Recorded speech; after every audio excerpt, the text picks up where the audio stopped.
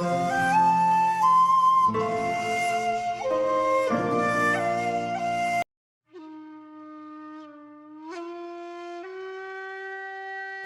привет, дорогие друзья! Вы на канале Спорт с Вадимом. Мы с вами начинаем новую рубрику, которая называется «Легенды спорта и боевых искусств». Сегодняшний выпуск будет посвящен биографии Брюса Ли. Погнали!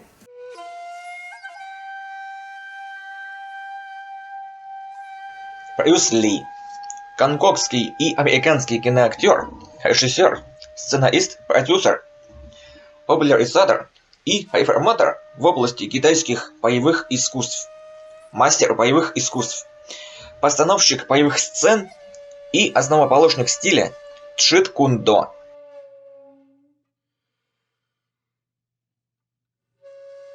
Брюс Ли родился 27 ноября 1940 года в Сан-Франциско в год дракона и в час дракона по китайскому календарю во время американских гастролей его родителей, актера-комика кантонской китайской оперы Ли Хой Ченя и его жены Грейс Ли.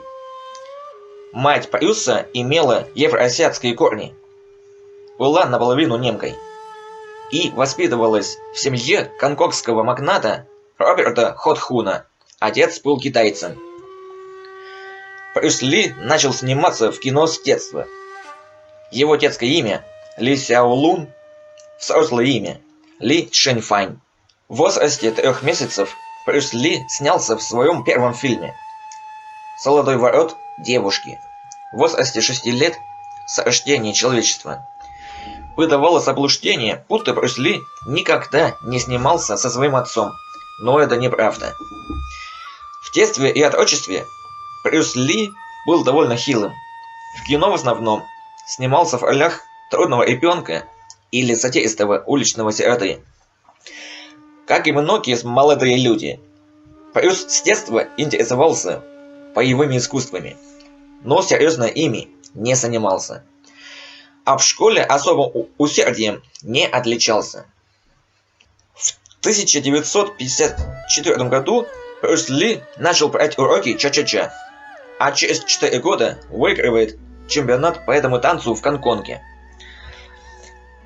Исполнил главную роль в фильме «Сирота» и участвовал в межшкольных соревнованиях по боксу.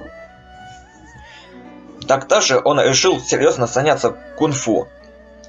Его первый учитель кунг-фу вспоминал, что Брюс пришел к нему и сказал: «Учитель, я знаю, что вы прекрасно владеете кунг-фу, а я лучше всех танцую ча-ча-ча. Так давайте обменяемся нашими знаниями. Вы научите меня технике кунг-фу, а я научу вас танцевать ча-ча-ча». Брюс оказался очень талантлив.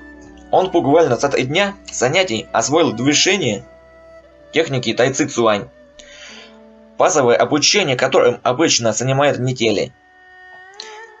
С той поры Брюс никогда надолго не оставлял занятия кунг-фу и постоянно тренировался. Его основным стилем в кунг-фу потом стал стиль Вин Чун, который он изучал в Гонконге с 1956 года у мастера Ип Мана. Брюс Ли внес значительный вклад в популяризацию данного стиля и принял участие в нескольких фильмах о нем, например, «Кулак ярости». Этот стиль делает акцент на бой без оружия, хотя Ли овладел и оружием. Особенно хорошо ему удавалось обращение с нунчаку. Позднее он также изучил дзюдо, джиу-джитсу и бокс. А затем Ли разработал свой стиль кунг-фу под названием Чжит Кун До. В 19 лет, чтобы подтвердить данное ему по праву рождения американское гражданство, Брюс Ли отправился в США. Сначала в Сан-Франциско, затем в Сиэтл к Робби Чоу, которая взяла его на работу официантом. Там он изучал искусство, окончил техническую школу Эдисона, поступил в Вашингтонский университет на философский факультет, где и познакомился с будущей женой Линды Эмери по замужеству Ли, которой тогда было 17 лет. Линда родила ему 2 детей, сына Брэндона и дочь Шеннон. Брюс начал сниматься в США в телесериалах, демонстрируя боевые искусства. Он стал популярен, у него начали появляться ученики, в числе которых были и многие известные люди, как, например, знаменитый баскетболист, звезда НБА Карим Абдул-Джаббар. Брюс открыл собственную школу боевых искусств, где начал преподавать джит-кундо, свой собственный стиль кунг-фу, который Брюс Ли разрабатывал и совершенствовал вплоть до самой смерти. Частные уроки Брюса Ли стоили порядка $275 в час, что было весьма дорого и могло обеспечить финансовую независимость Ли на годы вперед. Но главные роли в кино ему так и не доставались, что ужасно его огорчало. От разочарования в 1971 году Брюс Ли решил покинуть Соединенные Штаты и вернуться с семьей в Гонконг. В то время в Гонконге открылась новая киностудия Golden Harvest. Брюс Ли уговорил директора студии Рэймонда Чоу дать ему главную роль в фильме «Большой босс» и разрешить самому осуществить постановку боевых сцен. Риск оправдался. Фильм имел небывалый успех. Брюс Ли буквально перевернул представление о боевых искусствах в кино. Его отточенные быстрые движения, натуралистичные боевые сцены и кровавые исходы пришлись по душе азиатским зрителям. А потом эта волна передалась и зрителям всего мира. Чоу доверил Ли снять еще 2 фильма: «Кулак ярости» и «Возвращение дракона». На этот раз уже с солидными бюджетами. Фильмы имели еще больший успех и сделали Ли суперзвездой. Как постановщик поединков и боевой хореографии в собственных фильмах, Брюс Ли был талантливым новатором. Он изобрел множество новых связок ударов и различных трюков. Это относится в том числе и к сценам с нунчаками. Многие перехваты и элементы манипуляции с этим оружием являются оригинальными изобретениями Брюса Ли. Его поединок с Чаком Норрисом в финале «Возвращения дракона» стал не только классикой жанра, но и долгие годы был своего рода образцом. Все звезды кинокараде последующих лет неизменно ориентировались на тот бой, пытаясь, если не превзойти его режиссуру, то хотя бы соответствовать уровню, а по возможности и привнести какие-то свои оригинальные находки. Отличительной чертой экранных поединков, поставленных Брюсом Ли, является то, что все они сняты в основном общим планом.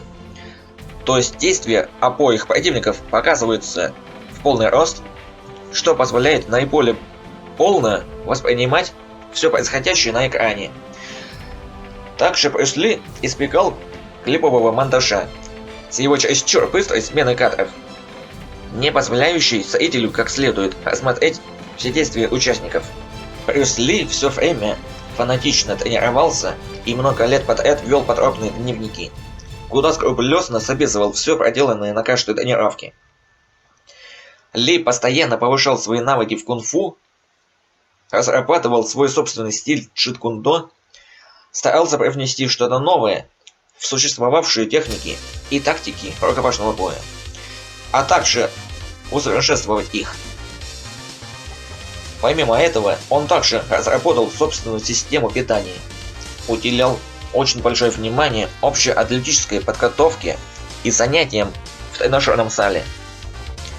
Он великолепно развил свое тело и опубликовал свои методики тренировок и упражнения, ставшие очень известными. Брюс Ли также подвергал себя огромным нагрузкам в экспериментальных целях, даже испытывал себя электрическим током. В то же время Брюс Ли очень много времени уделял съемкам, пытаясь довести каждое свое движение на экране до совершенства. Чак Норрис в своей книге «Секрет внутренней силы. Моя история» в главе, посвященной Брюсу Ли, утверждал, что до встречи с ним Брюс не наносил имевшиеся в его арсенале удар ногами в голову. Это происходило не потому, что Брюс Ли не имел соответствующие растяжки, а потому что он считал такие удары неэффективными в реальном поединке. Однако, вняв убеждением Норриса о том, что карьера бойца в кинематографе немыслима без подобных ударов, Ли всего за полгода освоил все основные высокие удары ногами в голову, имеющиеся в арсенале восточных единоборств. И в сериале «Сильный шершень» он уже вовсю использовал удары ногами в голову. Брюс Ли был амбициозным и очень требовательным к себе человеком. Но, несмотря на свой экранный образ, он был очень вежлив и обходителен в общении. Очень уважительно относился к окружающим. Он популяризировал восточные боевые искусства в западных странах во второй половине 20 века. Стал широко известен в области боевых искусств и вызвал множество подражателей в кино и на телевидении. Всего Брюс Ли снялся в 36 фильмах.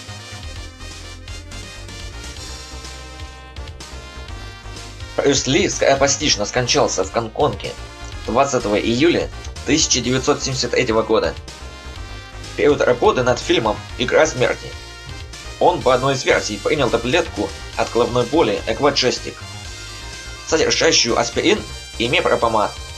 Это привело к отеку мозга, что и показало вскрытие. Никакие специальные анализы не были взяты, хотя вскрытие проводилось, что ставит под сомнение то, что Брюс Ли мог умереть от таблетки. После его смерти начали распространяться слухи, что его убил другой мастер, однако они не нашли достаточного подтверждения. Несмотря на это, факт оставался фактом. Брюс Ли скончался от отека мозга, наступившего по до сих пор неизвестным причинам. Похороны Брюса Ли превратились в общегородской траур. Друзья и тысячи поклонников шли отдать ему последние почести. Затем тело Брюса Ли было переправлено в Сиэтл, где с ним попрощалась семья и где он был похоронен. К могиле Брюса Ли до сих пор ходят поклониться любители боевых искусств, прибывающие в Сиэтл. Последний фильм Брюса Ли «Игра смерти» был доснят только спустя 5 лет после его смерти при помощи 2 дублеров, главным образом Тайчун Кима и Йена Пяо. Фильм вызвал новую волну интереса к кунг-фу и другим восточным боевым искусствам.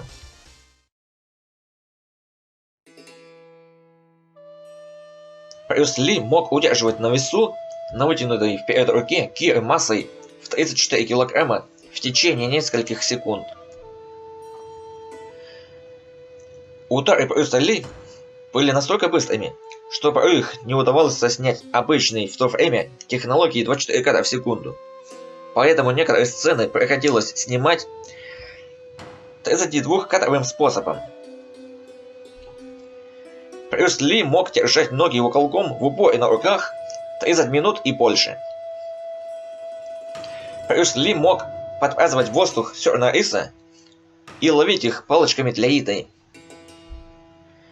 Брюс Ли мог пальцами пробить запечатанную банку колы.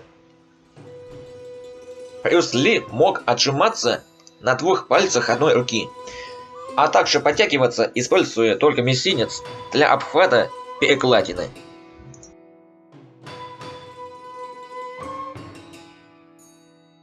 Рост Брюса Ли составлял 171 сантиметр. В некоторых источниках ошибочно указывается 175 сантиметров. Вес 59 килограммов. При этом также известно, что на момент смерти он весил 65 килограммов. О нунчаках Брюс узнал от легендарного мастера карате Хитохико Одияи с которым он познакомился в Лос-Анджелесском центре Христианской ассоциации молодежи в середине 60-х годов.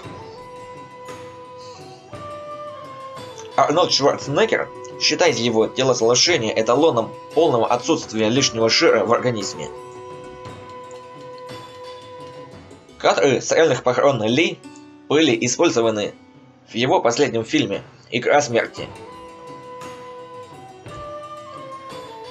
В 1993 году Брюс Ли посмертно получил звезду на Аллее Славы в Голливуде за вклад в развитие киноиндустрии. В том же году был снят биографический фильм о нем. Любимыми цветами Брюса Ли были хризантемы. О жизни и творчестве Брюса Ли в мире было снято около 30 фильмов. Практически ни одна из компьютерных и видеоигр жанра файтинг не обходится без персонажа, прототипом которого послужил бы Брюс Ли.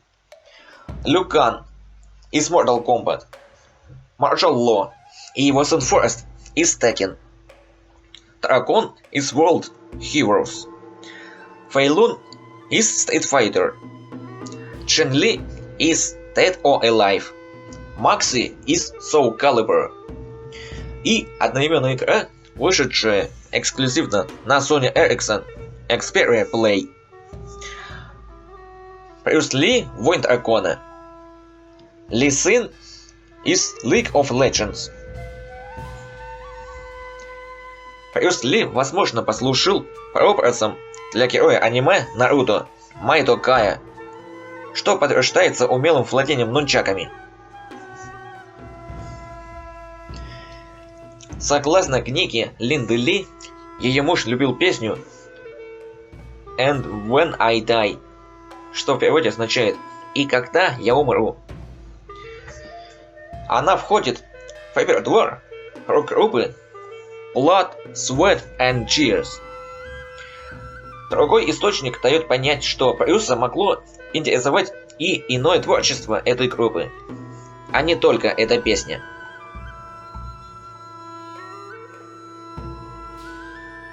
У меня на этом все. Если вам понравился этот выпуск, подписывайтесь на мой канал и группу ВКонтакте. Ставьте лайки, пишите в комментариях, а также нажимайте на колокольчик, чтобы не пропустить новые видео. С вами был канал Спорт с Вадимом. Всем пока!